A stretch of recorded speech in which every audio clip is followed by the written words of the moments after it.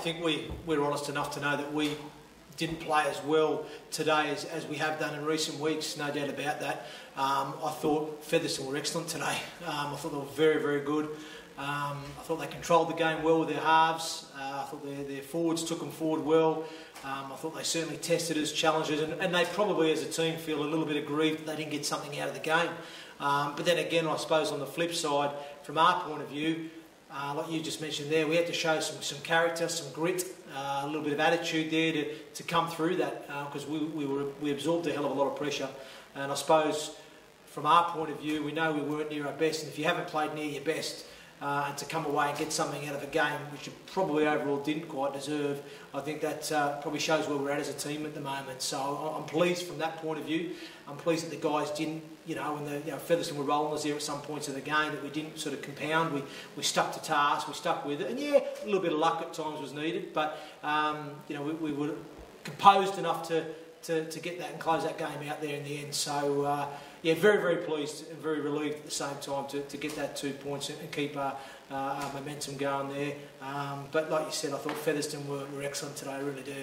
And I know they'll be hurting from that today, but unfortunately for them, they'll just have to review and have a look at where they need to go moving forward. I think they'll still be right. I think both of us will be right now with results going our favour today. I think both teams will be okay with a top 4 finish from here on in. But but like I said, yeah, very, very, very pleased with the character and the attitude and the endeavour showed, certainly to finish it the way we did.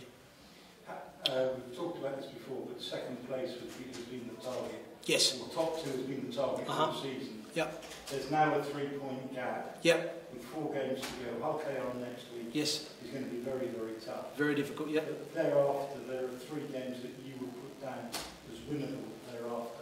Not easy, but definitely winnable. Well, every game's winnable, David, so yeah, but you just got to make sure each week you prepare properly and we don't show any disrespect to any of the opposition we play. This is a tough competition in the championship. Yes, there's probably a level of expectation with our team and our club because of the way we're playing and because we're full-time, so I get that, but we certainly don't show any team any disrespect because we know there's some quality players, some quality teams in this division and quality coaches, and we've still got a lot of hard work to do to achieve that top 2. I'd like to think we're probably only one more win away from securing the top 4, but we're fighting for that top 2, as probably Featherstone still are as well. So I think it's a 3-horse race now for the top 2 for me. Still a 5-horse race for the top 4. So there's still plenty to play for. I still think there'll be plenty of twists and turns in these last 4 games to the end of the season. Alex Walker picked up another man of the match award. Yep.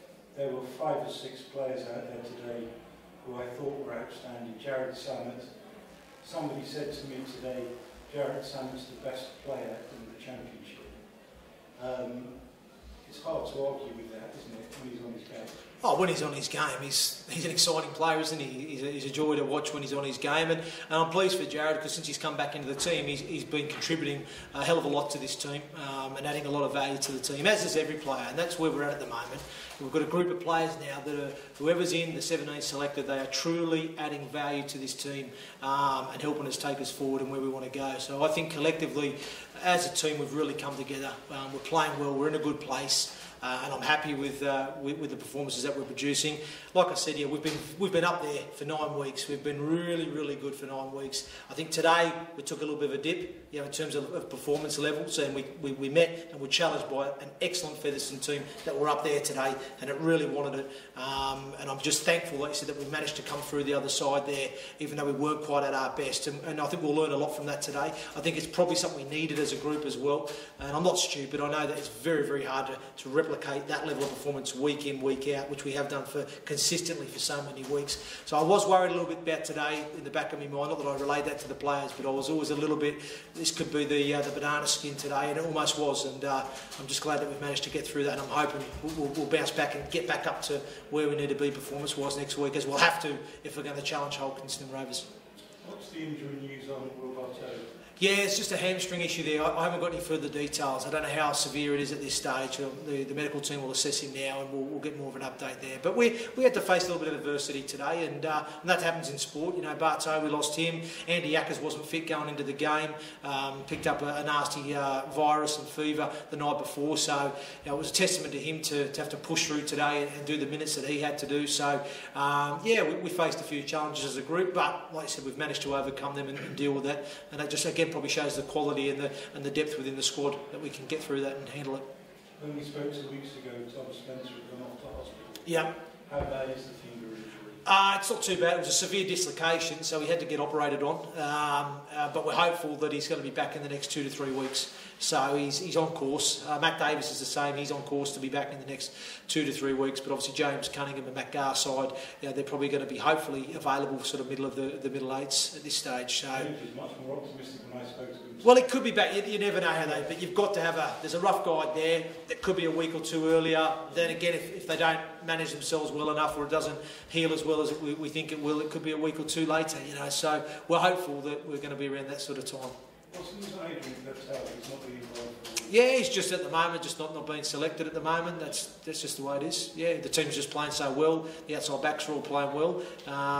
He's been a good fellow around the place. He's not obviously he's disappointed at the moment, but he's cracking on. He's still supporting the team in a good way, and he just has to bide his time at this stage. It's not an injury, isn't it? No, it's just selection at the moment. Yeah, just selection on that one at the moment. So, but I want to talk about the academy a bit today too, because I think it was a fantastic result for them today to defeat Wigan here at home, and again, I'm really pleased with what our youth are doing at the moment. I think it's a day for them as well to be recognised. The London Broncos Academy, great result against the Wigan Warriors here at home. Fantastic the work that's been done there, and even our scholarship are recording wins against Super League sides now. So I think in terms of our youth structures and what we're doing there, we're not only competing, but we're getting some good results. And like I said, hopefully we can get the first team back in the top flight as well. And I think we're in a good place at the moment. But I wanted to give them a special mention today because I thought the academy were outstanding today in their performance to defeat Wigan.